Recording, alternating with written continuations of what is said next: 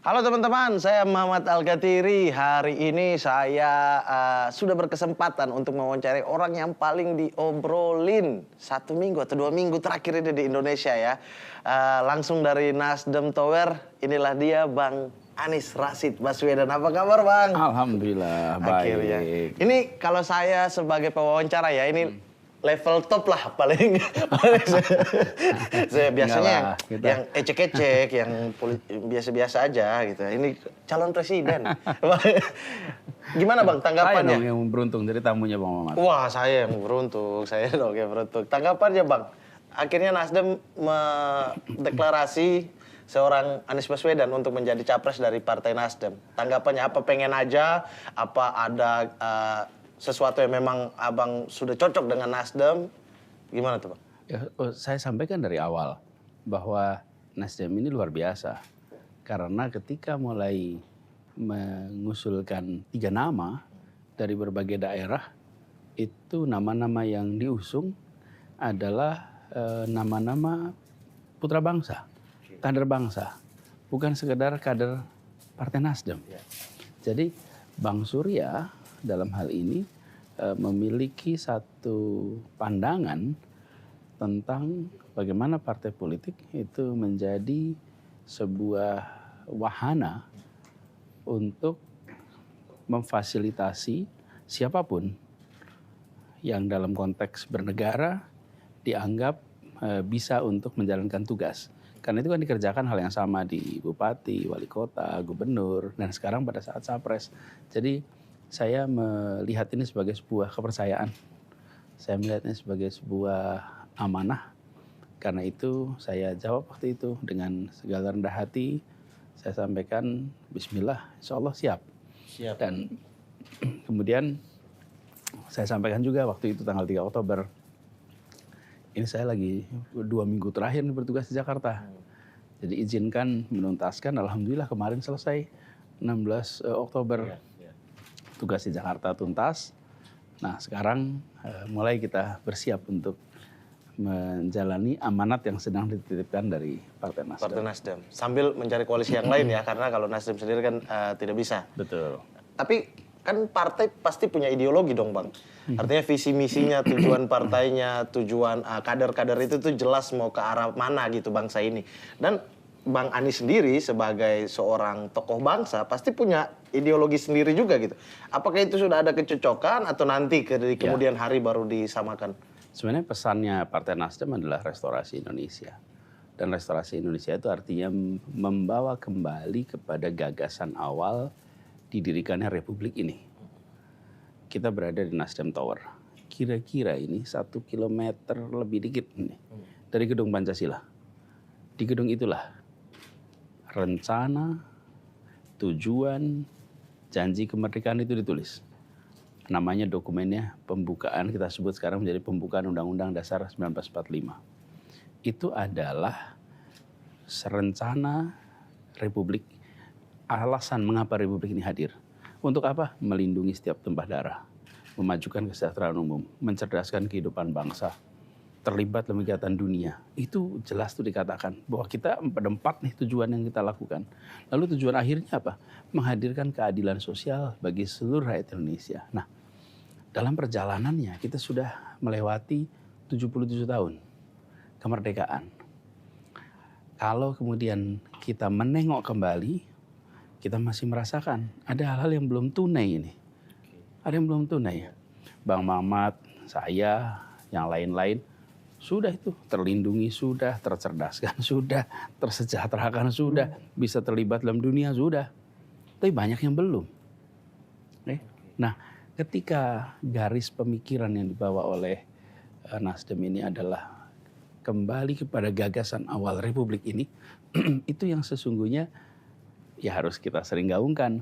Saya juga ketika bertugas di Jakarta ya Pak Mamat, kalau saya bicara dengan seluruh jajaran di Pemprov, saya selalu sampaikan bahwa kita ini memang bernama pemerintah provinsi.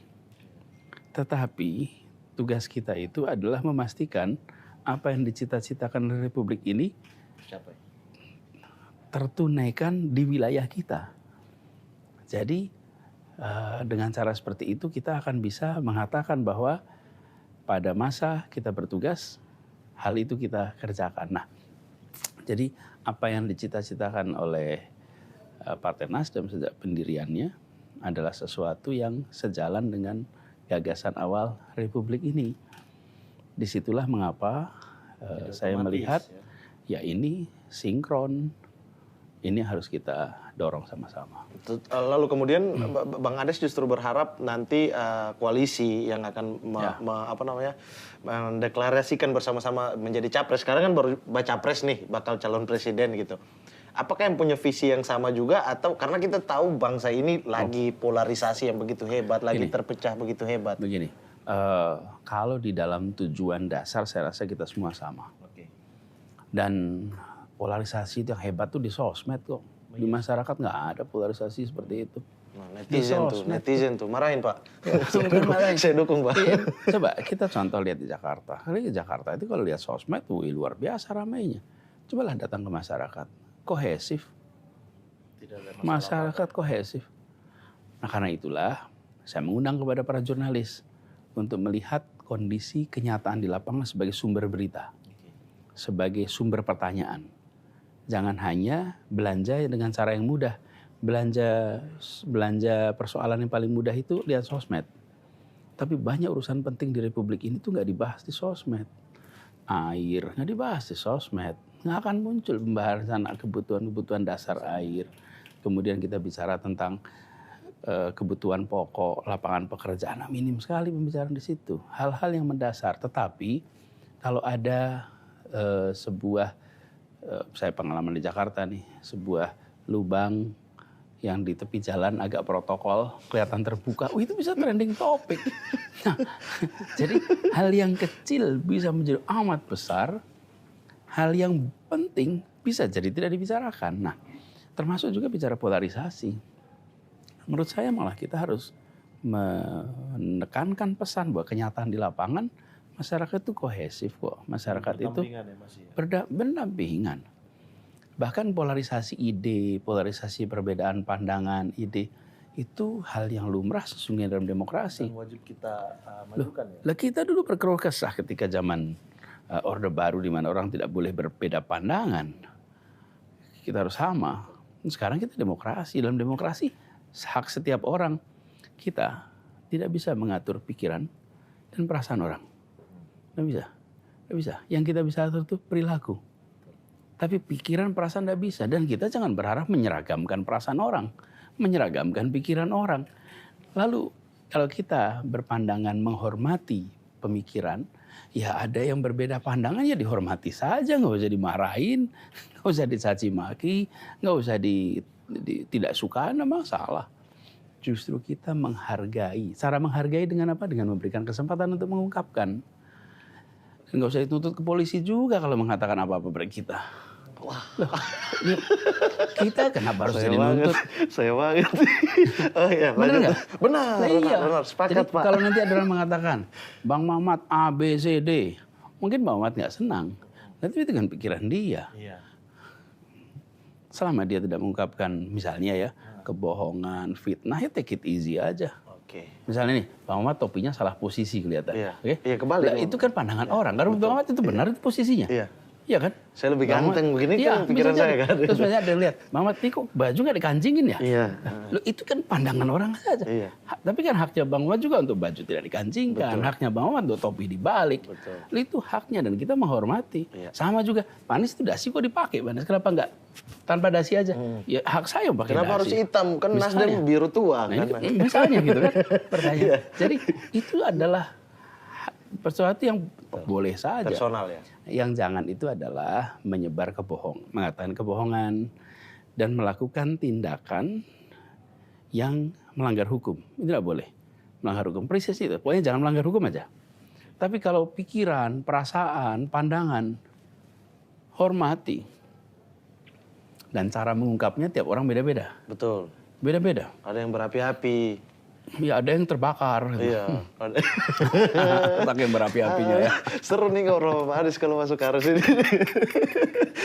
Tapi Bang, ini satu pemberian yang besar dari Nasdem, artinya diambil dari bukan kader. Kan Bang Anies bukan kader Nasdem kan. Kemudian habis itu ada satu poin yang paling menarik sebenarnya dari Bang Surya Paloh yang menyampaikan bahwa memberi kebebasan kepada Bang Anies Baswedan untuk menentukan siapa cawapresnya. Itu agak tidak pernah terjadi sih menurutku. Saya tidak tahu di belakangnya ya, secara terang-terangan tidak pernah terjadi bahwa seorang presiden dia yang bebas dah pilih.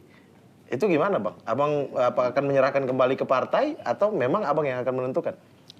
Pertama saya terima kasih bahwa Bang Surya menunjukkan pesan-pesan kenegarawanan. Karena bagaimanapun juga ketika bekerja bersama, maka diperlukan kemitraan yang pas. Dan kita sudah menyaksikan di dalam pemilihan bupati, wali kota, gubernur, pasangan-pasangan yang lebih merupakan kawin paksa di menit-menit terakhir. Dan ujungnya ada yang bisa bekerja dengan baik, ada yang tidak bisa. Nah, dengan adanya keleluasaan, maka mudah-mudahan bisa menghasilkan satu partnership yang Jadi produktif. Teman bekerja ya. Tentunya. Betul. Nah itu yang kami sangat hargai dan pesan itu menurut saya pesan yang mendalam tentang praktek kenegaraan. Oh, makanya itu ini Pak, saya kan dari Papua nih. Abang kan dari Jogja. Kita sama-sama juga, saya kuliahnya di Jogja juga. Di Jogja juga? Iya, gimana nih capres dan cawapres nih, bisa nggak? Oh, nggak mau pilih yang kayak saya, Pak. Saya justru suara-suara ini marginal dari bawah. Iya kan? Nah, udah masuk politik juga sekarang, Pak Ahmad? Kok langsung ditembak gitu, Pak? Saya niatnya pancing doang. Nggak tahu ya, nanti lihat. Tapi kalau untuk hal-hal yang baik ya kenapa tidak gitu ya. Tapi untuk sekarang belum. Saya paling mau minta ini aja, kalau Bang Anies presiden, jangan lupakan kota saya di Papua, Fak-Fak ya. Siap. Tolong dipecat semua, semuanya dipecat aja, ganti saya. gitu? Iya, saya yang bupati lah di sana gitu. Ya, Bang Anies terima kasih banyak. Ya. Semoga lancar urusan kedepannya.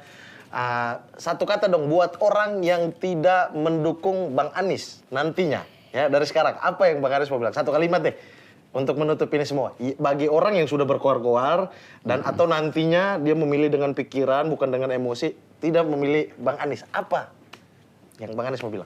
Lihat rekam jejak. Itu aja. Oke, lihat rekam jejak ya. Oke Bang, sehat-sehat yang paling penting, bahagia selalu, salam buat keluarga juga. Itulah obrolan saya bersama calon presiden dari dari Nasdem, Anies Rashid Baswedan. Semoga kedepannya mendapat pasangan cawapres yang oke juga, yang dari pilihan Bang Anies sendiri biar bisa menjadi partner yang hebat ya. Amin. Untuk itu saya Muhammad Al-Gatiri pamit, Bang Anies Rashid Baswedan, tepuk tangan untuk semuanya. Terima kasih Bang. Thank you.